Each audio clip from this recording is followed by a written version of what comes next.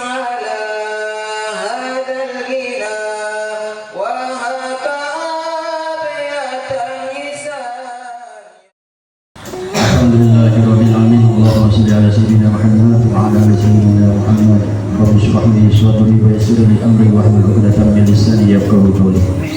اللهم صل على نور الأنوار وسر الأسرار وتوبية الأخيار ومفتاح باب اليسار سيدنا محمد المختار وآله الأطهار وأصحابه الأخيار عدد نعمه والدور. Insyaallah pada malam hari ini kita akan melanjutkan pembacaan kitab daripada Tafsir Jalalain, yaitu surah Al-Insyirah. Kalau di sini surah Asy-Syarh, suratul Syarh, sama ya maknanya, yaitu surah yang bermakna kelapangan, ya. Kelapangan bukan kelapangan bola, ya. Kelapangan artinya setelah kita mendapat kesulitan, mendapat berbagai macam ujian cepat, maka nanti setelah itu pasti ada kemudahan, kelapangan, lapangan darat bilang, ya, keluasan, ya. Surah Al-Insyirah terdiri daripada 8 ayat, ya. Yang mana sebelum kita masuk baca tafsirnya, memang surah Al-Insyirah ini turun ketika Nabi Muhammad SAW itu hidupnya sederhana, ya. Nabi Muhammad SAW beserta para sahabat itu hidupnya sangat sederhana. Mungkin kalau kita bisa katakan kekurangan, ya. Pengikutnya Nabi Muhammad waktu itu kekurangan, makanya diintimidasi, diganggu oleh kafir Quraisy. Mereka mengajak orang-orang para sahabat ini agar keluar dari Islam. Orang iming-imingi, kalau kita akan keluar dari Islam maka kami akan kasih harta, kenyamanan, kemewahan. Karena mereka melihat para sahabatnya Nabi Muhammad SAW, dan Nabi sendiri itu, ya, kelihatannya kekurangan, ya.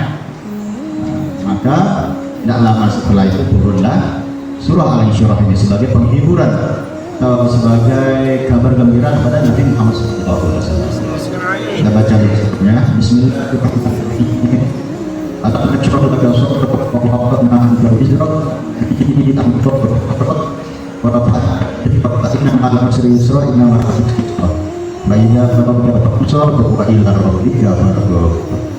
ini biasanya surah Al-Insyirah ini sering dibacakan setiap sholat,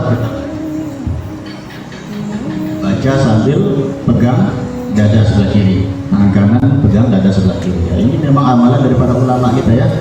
Salah satunya Sayyid Muhammad Alwi Al-Maliki. Beliau menyuruh kita setiap kali selesai sholat itu untuk membaca surah Al-Insyirah minimal 1 kali, kalau bisa 3 kali, ya. Apa faedahnya, apa fadilahnya? Di antara faedah fadilahnya ketika kita habis sholat baca alam nashrah laka sadrak sambil pegang dada sebelah kiri, itu adalah agar kita diberi segala kesulitan kita diberi kemudahan oleh Allah Subhanahu wa taala. Segala urusan kita, segala hajat kita dikabulkan oleh Allah Subhanahu wa taala.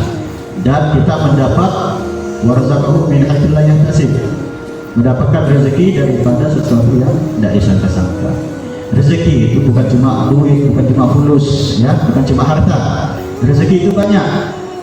Ente menjadi istiqomah taat kepada Allah Subhanahu wa taala, semakin cinta sama Nabi Muhammad SAW, itu adalah rezeki. Ente yang mendapat saudara-saudara yang soleh solehah, mendapat orang tua yang soleh solehah, itu adalah rezeki. Ente mendapat bini yang solehah, itu adalah rezeki. Dapat anak yang soleh solehah, itu rezeki, ya. Diberi kemudahan, diberi kesuksesan, dipermudah segala urusan, itu adalah rezeki, ya. Makanya dikatakan rezeki yang tingkat paling rendah itu adalah harta. Apa rezeki paling tinggi? Rezeki yang paling tinggi, nah, saya lupa ada, ya. Rezeki tingkatannya yang paling tinggi itu, nah, nikmat. Nikmat kan banyak. Nanti kita cari, ya. Ada, saya lupa, ya. Nah, alam nashrah laka sadrak. Bukankah kami telah melapangkan dadamu, wahai Muhammad? Di sini Allah menggunakan alam. Alam ini salah satu adatul istifham, salah satu Allah di sini bertanya, ya. Biasanya dalam Al-Quran itu menggunakan, kalau bertanya, Allah bertanya itu menggunakan diantaranya pakai hamzah a ya. Alam nashrah itu bertanya artinya. Kadang juga menggunakan hal ini artinya apa? Apakah ya. Kadang juga kaifa, bagaimana. Ayu, kadang pakai ayu. Ka itu ada tulis istifham ya. Nah di sini Allah menggunakan alam nashrah istifham takrir, yaitu tanda bertanya dengan metode takrir. Takrir ini artinya Allah bertanya kepada Nabi Muhammad SAW. Allah bertanya kepada mukhatab, yaitu kepada Nabi Muhammad SAW, agar pertanyaan ini mendorong Nabi Muhammad untuk mengakui nikmat-nikmat atau suatu kejadian, suatu peristiwa kejadian yang terjadi dan itu benar-benar terjadi pada Nabi Muhammad SAW ya. Alam nashrah laka sadrak, bukankah kami telah melapangkan dadamu wahai Muhammad. Nah, maknanya bisa juga maknanya ketika Nabi Muhammad ketika kecil kan dadanya dibelah sama malaikat Jibril. Nah, bisa juga makna ayat itu ketika itu. Bisa juga maknanya bahwasanya Allah telah melapangkan dada Nabi Muhammad SAW ya. Wa wada'na anka wizrak, kami telah meringankan bebanmu ya. Wa wada'na anka wizrak, kami telah meringankan bebanmu alladzi anqadha zahrak, yang mana beban tersebut telah alladzi anqadha, yang mana beban tersebut dipikul oleh punggungmu gitu ya. Alam nashrah laka sadrak wa wada'na anka wizrak alladzi anqadha dhahrak, yang mana beban tersebut telah dipikul oleh punggungmu. Wa hadza qawli ta'ala yaghfiru laka ma taqaddama min dhanbik. Jadi hikmah daripada Allah Nabi Muhammad SAW mendapat, salah satu hikmah daripada Nabi Muhammad SAW mendapatkan kesulitan ujian bertubi-tubi itu adalah liyaghfiru laka Allahu ma taqaddama min dhanbik, untuk menghapus kesalahan Nabi Muhammad SAW baik yang telah lalu maupun yang akan telah datang. Artinya Nabi Muhammad SAW adalah orang yang dijamin telah, orang yang maksum yang dijamin telah masuk surga.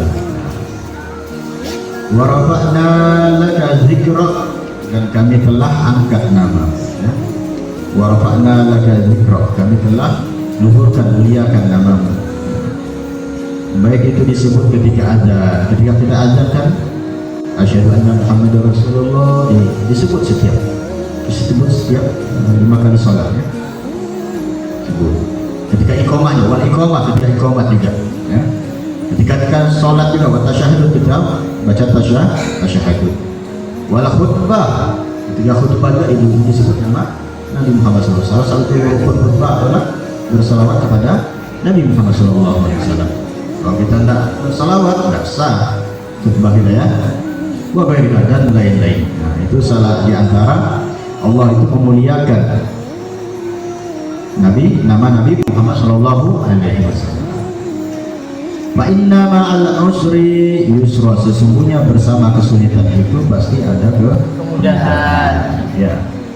Para ulama menafsirkan di setiap ada kesulitan pasti ada kemudahan, di setiap kesedihan pasti ada kebahagiaan, di setiap kesempitan pasti ada kelapangan gitu ya maknanya. Jangan bersedih hati ketika Allah uji dengan berbagai macam ujian ya. Kemudian diulangi lagi, inna ma'al usri yusra ya. Sama ayatnya dengan ayat yang sebelumnya. Fa inna ma'al usri yusra, inna ma'al usri yusra. Sesungguhnya bersama kesulitan itu ada kemudahan. Allah ulangi lagi. Setiap Allah mengulangi suatu ayat itu pasti memiliki rahasia, makna yang luar biasa. Makanya para ulama bilang yusra yang pertama dengan yusra yang kedua ini beda maknanya. Tatkala isim nakirah itu diulangi sampai 2 kali dalam suatu kalimat, ya, maka makna yusra yang pertama dengan yusra yang kedua itu beda. Yusra tadi artinya apa? Isim nakirah ini biasanya tidak memasukkan alif dan lam. Dan juga kalau isim ma'rifat pasti memasukkan alif dan lam, ataupun nama-nama tempat itu isim ma'rifat. Nama orang isim ma'rifat. Jadi ada memang rumusnya, ketika nakirah itu diulangi 2 kali dalam satu kalimat, maka makna yang pertama dengan yang kedua itu maka beda. Berarti kemudahan yang pertama itu beda lagi, kemudahan yang kedua itu beda lagi. Hanya Allah a'lam yang tahu ya. Allahu a'lam bishawab. Lanjut lagi sebentar sedikit ya. Nama al-usri yusra ya. Fa idza faragta famsah. Apabila engkau telah selesai dari mana? Minas sholat.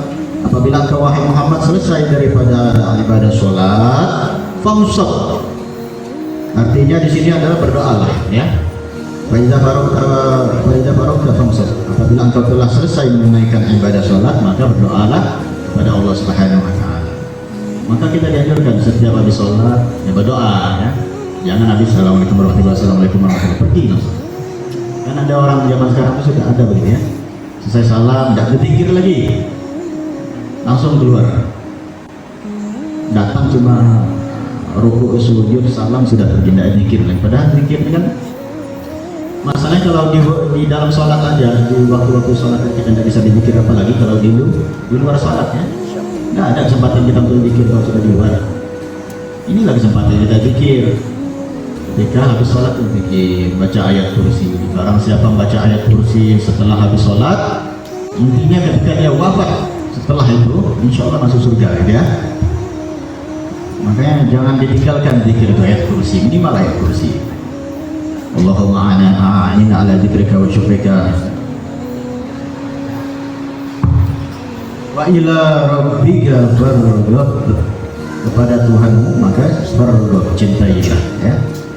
Cintailah Tuhan. Setelah kau salat kemudian berdoa, kemudian kepada Tuhan farghab, cintailah. Memang di sini cintailah ini untuk Nabi Muhammad, tapi maknanya untuk kita juga ya sebagai umatnya, untuk selalu selesai sholat habis itu berdoa. Dan kita juga diwajibkan untuk mencintai Nabi Muhammad Shallallahu Alaihi Wasallam. Nah, mungkin itu aja ya, tidak panjang tafsir daripada surah Al-Insyirah. Semoga apa yang telah kita baca dapat bermanfaat dan menambah memotivasi kita lagi untuk senantiasa memperbanyak amal soleh. Amin ya rabbal alamin. Assalamualaikum warahmatullahi wabarakatuh.